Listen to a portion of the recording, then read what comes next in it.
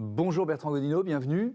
Bonjour Thomas. Bonjour. Avant de parler de décarbonation, quelques questions quand même liées à l'actualité du secteur. Comment se porte-t-il? On est, j'imagine, encore loin du niveau d'activité d'avant pandémie. Alors effectivement, on a traversé la crise la plus grave de notre histoire. Aujourd'hui, on vient d'annoncer nos résultats et on est quand même heureux d'avoir multiplié quasiment par 5 notre chiffre d'affaires par rapport à l'année dernière, le nombre de passagers qui ont voyagé, et divisé par 2 nos pertes. Mais effectivement, on est dans une situation qui est quand même particulièrement compliquée. On est assez optimiste par rapport à cet été. Les gens ont encore envie de voyager. Et en France, on est dans une situation d'autant plus favorable qu'on a, au cours de la crise, réussi à maintenir l'ensemble des emplois, l'ensemble des bases en France pour être prêt à redémarrer le moment venu. Ouais. Grâce aux aides, notamment, ça a fait partie de... C'est vrai que c'est intéressant dans une entreprise comme EasyJet de pouvoir comparer à ce qui se passe dans d'autres pays. Alors effectivement, on a travaillé en fait avec les organisations syndicales représentatives et avec l'État pour signer un accord d'activité partielle de longue durée, un accord de performance collective et une petite RCC, une rupture conventionnelle collective, pour laisser partir les gens qui souhaitaient partir. Mais c'est vraiment un effort collectif qui nous a permis de maintenir l'ensemble de ces emplois. Ouais. Est-ce que cette crise, on le dit souvent depuis 2 ans, qu'elle nous a poussé ou permis de revoir un peu nos modèles économiques, de nous poser des questions en tout cas sur nos modèles économiques? Est-ce que c'est particulièrement le cas dans l'aviation? Alors en fait, nous, on s'inscrit vraiment dans une logique de long terme. Oui.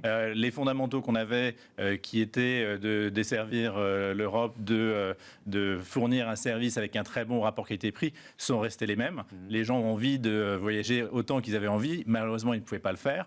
Et puis surtout, les engagements qu'on avait pris depuis très longtemps sur effectivement la partie environnementale ont continué, avec notamment la compensation de l'ensemble de nos émissions carbone depuis novembre 2019. On a continué cet engagement malgré la crise et les difficultés financières. Ouais. Alors cet engagement, justement, ça passe par quoi? Des problèmes de reforestation? C'est que la compensation, comment ça fonctionne? Alors, en fait, on passe effectivement par des organismes extérieurs qui vont nous aider à travailler sur des projets. Ces projets sont, effectivement, on parle souvent de la reforestation, etc. En fait, il faut voir qu'il y a énormément de choses que l'on peut faire pour notamment choisir des projets que l'on peut mesurer.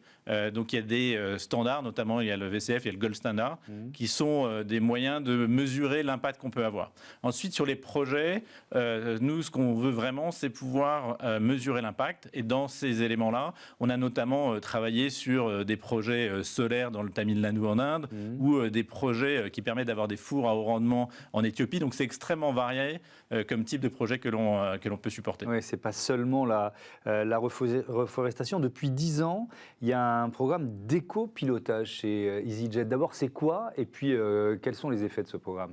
Alors, effectivement, depuis 10 ans, on a mis en place ce programme d'éco-pilotage. En fait, c'est assez simple. C'est de réfléchir à comment on peut piloter de façon plus écologique, plus économique. Ça commence par simplement avoir un seul moteur allumé quand vous êtes sur le tarmac que vous attendez avant de décoller.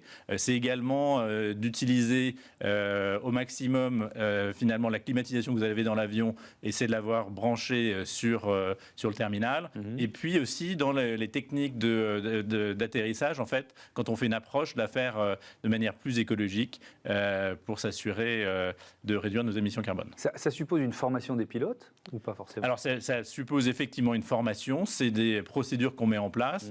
Et en fait, simplement sur ce genre de choses, on voit que depuis 20 ans, on a réduit de plus de 30% nos émissions carbone grâce à ce genre de technique. Oui, avec d'autres potentiels, je crois, d'économie. On en avait parlé ici même, notamment l'utilisation de l'intelligence artificielle pour définir des routes encore plus efficaces. Est-ce que vous êtes en train d'utiliser, en passe d'utiliser? C'est quoi votre stratégie par rapport à ça? Alors effectivement, la route que vous prenez joue énormément dans l'impact que l'on peut avoir. Donc effectivement, on traverse énormément, on est dépendant du contrôle aérien, du trafic aérien.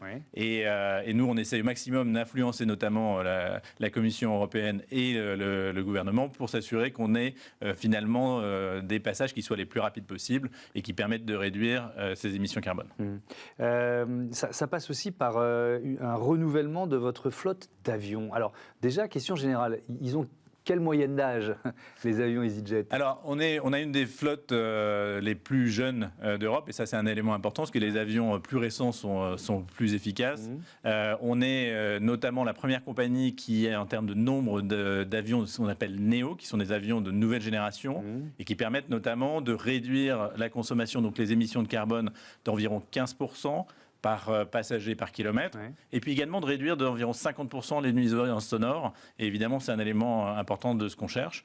Et on a plus d'une centaine d'avions en commande également dans ces nouvelles générations qui vont être livrés dans les années qui viennent. Neo, c'est uniquement Airbus? Il y a Airbus Neo ou c'est une appellation générale qu'on donne aux avions de nouvelle génération? Alors en fait, Neo, c'est un nom qui est donné par Airbus. On a une flotte 100% Airbus, donc on est heureux de contribuer aussi à l'économie française de cette façon-là.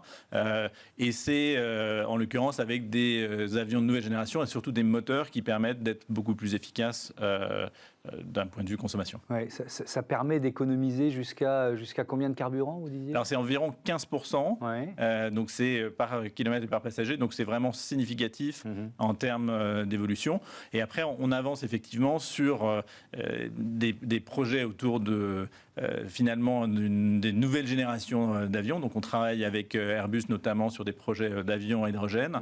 Et puis de manière plus générale, on a établi un certain nombre de partenariats avec des sociétés sur l'électrification de l'avion. Voilà, donc c'est vraiment un point important de notre stratégie. Oui, alors effectivement, il faut y venir.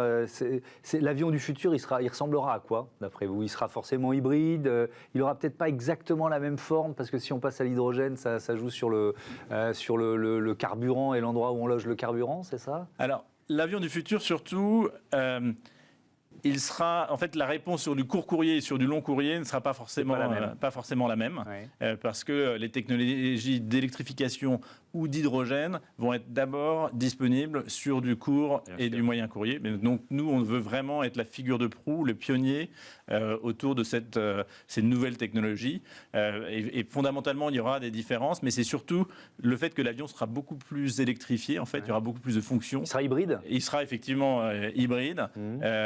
Et ce qui nous permettra de réduire de manière tout à fait significative les émissions en carbone et la consommation. Ça veut dire que vous disiez on utilise un seul moteur quand on est sur le tarmac, on pourra carrément couper le moteur pour être uniquement en mode électrique, ça fait partie des pistes, ça? C'est encore un tout petit peu tôt pour savoir exactement comment ça fonctionnera d'un point de vue opérationnel, mais l'idée c'est au maximum d'éviter d'utiliser du kérosène pour alimenter de la climatisation et d'autres éléments de l'avion, et évidemment les moteurs qui font la propulsion de l'avion.